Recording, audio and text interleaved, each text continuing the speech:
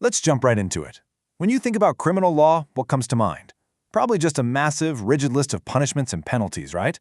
Well, today, in this explainer, we're going to completely flip that perspective. We're looking at India's new criminal framework, the Bharatiya Nyaya Sanhita of 2023. But here's the twist. We're not looking at it as a catalog of crimes.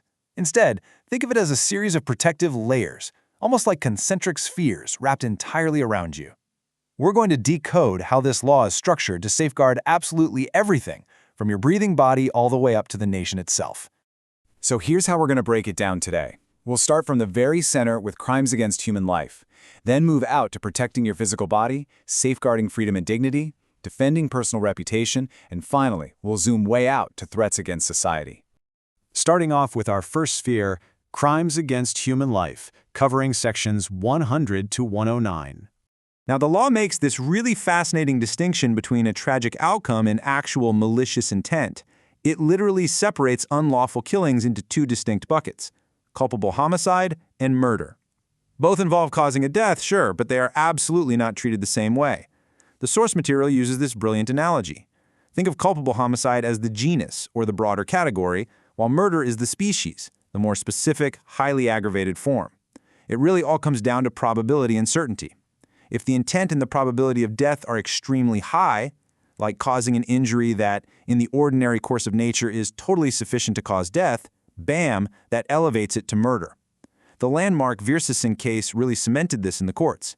It basically proved that the severity of the punishment directly scales with how certain that lethal intent really was. But, the law actually isn't blind to human nature. It gets that extreme situations happen.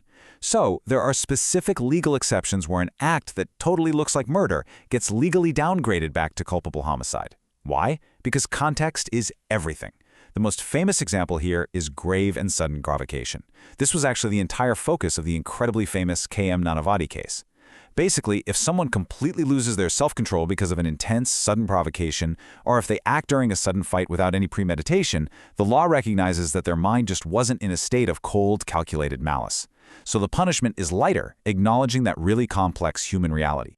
Okay, so that brings up a really interesting question. I want you to think about this for a second as we move forward. What happens when a life is lost, a genuine tragedy occurs, but there was absolutely zero intent to kill and no knowledge that death was even likely? Well, that leads us perfectly into Section 106, which tackles death caused by negligence or rashness. So rashness is reckless conduct done without due caution, right?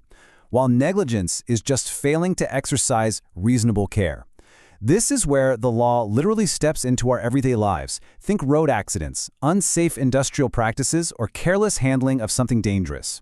A massive reference point here is the Jacob Matthew case, which dealt specifically with medical negligence. It showed exactly how criminal liability can hit professionals if they fail to exercise expected care and end up endangering a life. The huge takeaway here? Even without the intent to kill, the law still drops the hammer on dangerous irresponsibility just to keep the public safe. Just before we leave this first sphere, we absolutely have to talk about Section 109, attempt to murder. Here's the kicker. The law doesn't just sit around waiting for a fatal result to happen. If someone fires a gun meaning to kill but misses, the law is still going to punish that dangerous intent and the overt act.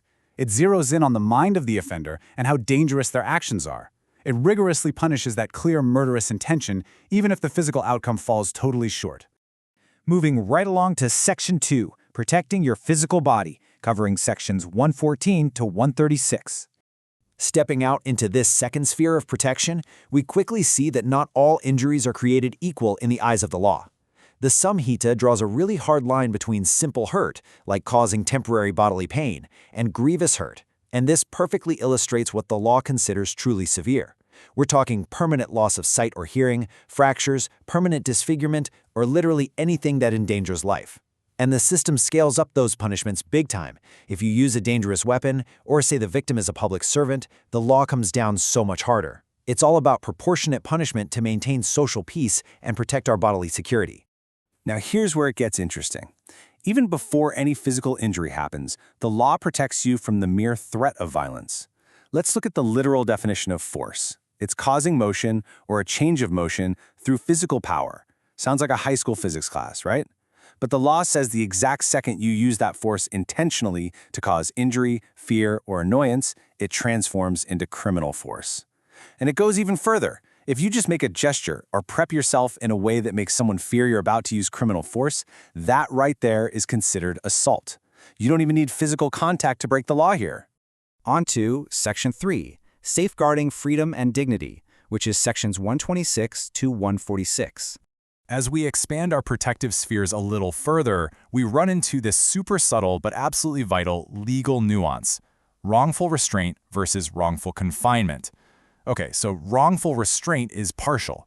It means blocking someone from going down a path they have every legal right to use, like you're literally just standing in their way. Wrongful confinement, on the other hand, is complete restriction. It's locking someone inside bounded limits where they cannot leave in any direction at all. The classic legal case that solidified this is Byrd versus Jones. It perfectly outlined the difference between just being obstructed on a path versus being entirely detained in a space. Both are crimes, obviously, but they represent totally different degrees of violating someone's constitutional freedom of movement. Still in this sphere of freedom, the law severely targets the most horrific violations of human dignity. Sections 137 to 146 deal with the grave crimes of kidnapping, abduction, forced labor, and slavery, which the law simply defines as treating a human being as property. Kidnapping is taking someone from lawful guardianship or across territorial limits without consent. Abduction is a bit different. It's compelling someone to move through force or deceit. A truly monumental moment for this in Indian legal history was the People's Union for Democratic Rights case. That ruling vastly broadened what legally constitutes forced labor, making absolutely sure that vulnerable people are rigorously protected from being exploited against their own free will. Let's hit Section 4, Defending Personal Reputation, looking at Section 356. So in this fourth sphere, the Sanhita legally recognizes your social standing. Defamation is making false imputations meant to harm someone's reputation, and it takes two main forms: libel, which is written, and slander, which is spoken. Now, obviously, freedom of speech is incredibly important, so the law builds in some really essential exceptions. You can't be held liable for defamation if what you said was truthful and for the public good, or if it was just a fair comment made in good faith.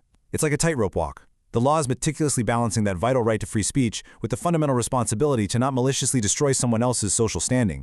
And finally, Section 5, Threats Against Society, spanning Sections 111, 112, and 113. Okay, zooming way out to the outermost macro-level sphere, the new code explicitly targets the massive modern threat of organized crime. We're not talking about isolated, one-off incidents here. We are talking about actual criminal syndicates, meticulously planned operations, strict financial motives, and repeated unlawful activities. The law is really stepping up to dismantle networks that handle smuggling, extortion, and trafficking, fully recognizing that these syndicates are severe threats to both the economic stability and the overall public order of the entire nation. Now, let's look at our most severe section today. Just consider the number 113 for a second. Within the whole framework of the Bharatiya Nyaya Sanhita, that specific number carries an unbelievable amount of weight. Section 113 is the section that criminalizes terrorist acts. This is literally the ultimate protection of India's sovereignty. Under this section, a terrorist act is any act intended to threaten the unity, integrity, and security of India or to strike terror among its people. And it totally accounts for modern realities. It's not just explosives and firearms anymore. It includes devastating cyber attacks and organized violence designed to destabilize the country or wreck essential infrastructure. The Supreme Court's discussions in landmark cases like Kartar Singh have deeply shaped how this anti-terror legislation is applied. It ensures the state has the teeth it needs to protect citizens from extremist violence using the absolute most severe punishments available. So as we wrap up our journey through these spheres of protection, I want to leave you with this final thought. We've seen how the Sanhita scales all the way from a single unintentional injury up to coordinated terror attacks. But at its core, when justice is actually served, does the law measure the physical outcome, or does it measure the mind of the offender? Well, as we've decoded today, it's actually this incredibly intricate balance of both. It's a system that constantly weighs intent, knowledge, and physical harm to protect every single aspect of your existence. Thanks so much for joining me to explore this explainer today. Keep learning, keep questioning, and I'll catch you next time.